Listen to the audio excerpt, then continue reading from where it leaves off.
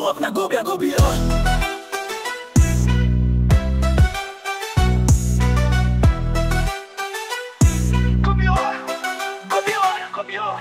Saan ba patungo tong bayan na ito?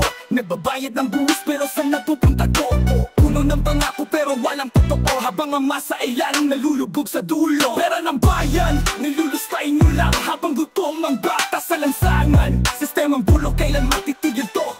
Hanggang kailan kami magtitiis dito? Sa kongreso puro show parang teleserye. May drama kiwa pero bulsa ang siyang mas mahalaga. Bawat proyekto may kickback, karambola ng basket. Paikot-ikot pero di na bumabalik sa packet. May kotse at nation habang ang iba'y gutom. Yung sweldo na janitor sinisiksik sa bulong. Sa titing ng kontrata may sabwatang lihim. Kaya pag bumahabuhay natin ang kapalit, hindi sila panininding. May ayuda raw pero nawawala sa listahan dahil pinamigay na sa mga kakilala ng kapatitahan. Press release ng pagbabago pero luma pa rin ang sistema. Kaya ang hustisya nabibili lang din pala sa palakasan ng pera. Nasaan na ang dangal, wala na bang konsensya? Pagupo sa pwesto parang nawawala ang budit-diwa. Puro papitya pa selfie pang kampanya pero sa problema ng masa walang malasakit, walang kusa. Mga proyekto'y overpriced kaya parang magic. Kalsadang bago kahapon ngayon putas na tragic. Hospitals kulang sa gamot pero may bagong jet. Para sa official na 11 ay yan lang lumipat sa set. Piniling maging tipik, pini ang pamahalaan. Kapag mahirap ang nagsalita dinatamputan lang. Pero kung may connection kahit kriminal,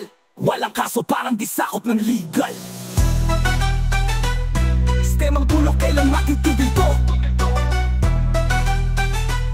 Hanggang kailan kami matitiis dito? Pera ng bayan, nilulustayin nyo lang habang gutom ang bata sa lansangan.